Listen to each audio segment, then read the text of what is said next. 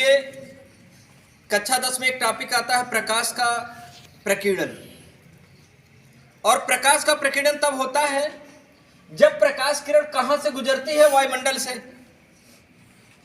और पहले देखिए थोड़ा सा पृथ्वी के बारे में। पृथ्वी है क्या? पृथ्वी एक ग्रह है जो सूर्य के चारों ओर चक्कर लगाती रहती है। पृथ्वी एक ग्रह है जो सूर्य के चारों तरफ चक्कर लगाती है। पृथ्वी का आकार वास्तव में अंडाकार होता है, परंतु गोलाकार आकार माना जाता है। और मानने के कारण पृथ्वी की त्रिज्या 6400 किलोमीटर, या जिसे मीटर बदलते हैं 6.4 × 10⁻6 मीटर होती है। पृथ्वी लगभग 400 किलोमीटर ऊंचाई तक वायु के एक आवरण से घिरी हुई होती है, जिसे वायुमंडल कहते हैं। और वायुमंडल में पाई जाने वाली गैसों की मात्रा निम्न है। जैसे नाइट्रोजन गैस 78% है, सबसे अधिक मात्रा वायुमंडलीय गैसों में नाइट्रोजन की होती है। ऑक्सीजन की मात्रा 21% होती है और कार्बन डाइऑक्साइड की मात्रा 0.03% होती है। और अन्य गैसों की मात्रा 0.97% होती है। अन्य गैसों में मीथेन, सल्फर डाइऑक्साइड तथा और भी गैसें पाई जाती हैं। तो जैसे देखिए एक चीज, वायुमंडल का बाहरी भाग ओजोन से बना होता है, जिसे ओजोन परत कहते हैं। और ओजोन परत का प्रमुख कार्य है सूर्य से आने वाली हानिकारक पराबैंगनी प्रकाश को अवशोषित करती है। प्रकाश का संगठन 3 भागों से मिलकर बना होता है, जैसे कि प्रकाश के परावर्तन में बताया गया था। अवरक्त प्रकाश, दृश्य प्रकाश और पराबैंगनी प्रकाश।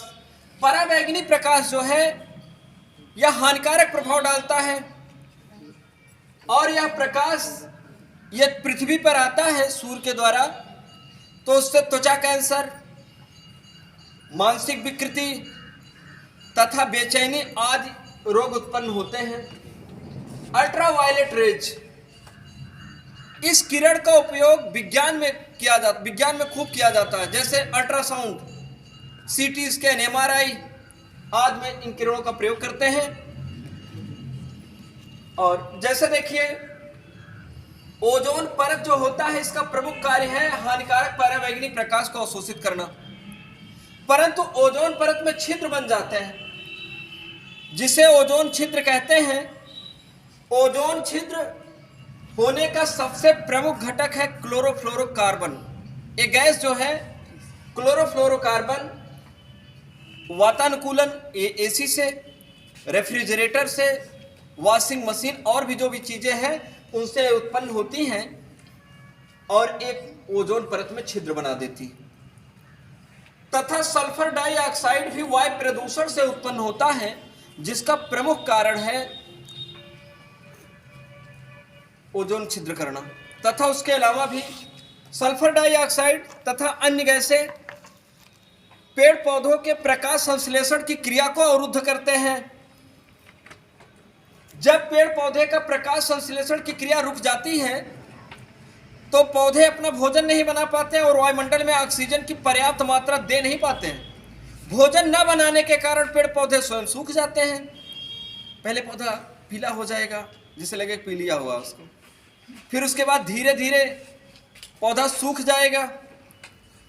तो वायुमंडल में ऑक्सीजन की मात्रा में भी परिवर्तन होता है। जैसे कोई कहा जाए कि अगर वायुमंडल में ऑक्सीजन की मात्रा 21% से बढ़ा दें तब क्या होगा। यदि वायुमंडल में ऑक्सीजन की मात्रा 21% से बढ़ा दें तो ऑक्सीजन का प्रमुख कार्य क्या है? ज्वलनशीलता, सक्रियता बढ़ा देगा।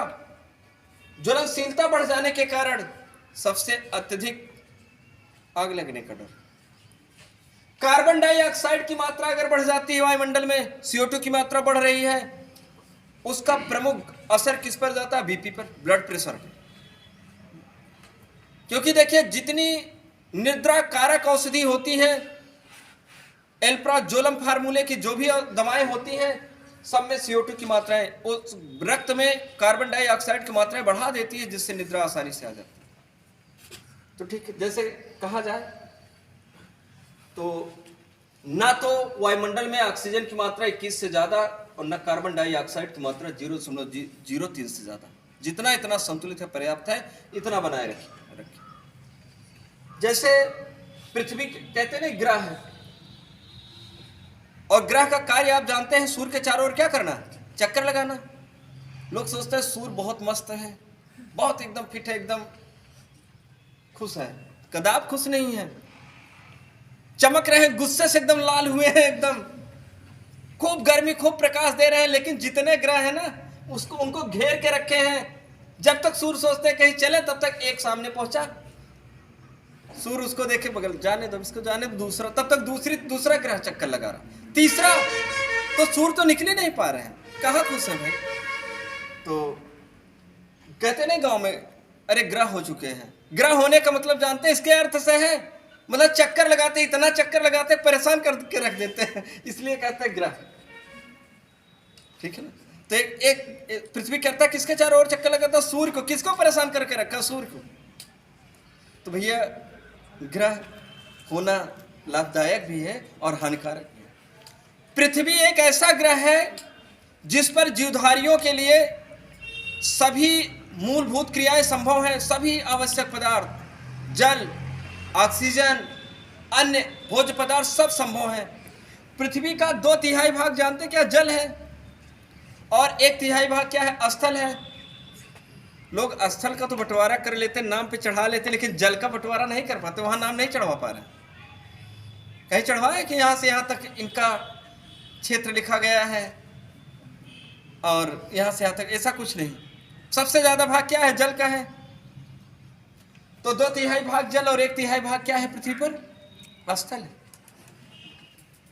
तो वायुमंडल में गैसों की मात्रा को संतुलित करने के लिए सबसे पहला प्रमुख कार्य क्या करेंगे, पेड़ पौधे अत्यधिक लगाएंगे तो इनकी मात्राएं क्या रहेंगी, संतुलित रहेंगी। अगर इनकी मात्राएं संतुलित रहेंगी तो वायु प्रदूषण क्या होगा, रुक जाएगा। जो भी हानिकारक गैसें उत्पन्न होती है, पेड़ पौधे उन्हें अपने अंदर अवशोषित कर लेते हैं और प्रकाश संश्लेषण की क्रिया के द्वारा भोज्य पदार्थ बना लेते हैं और ऑक्सीजन निकाल देते हैं, अन्य गैसों का अवशोषण कर लेते हैं। ठीक है, बस।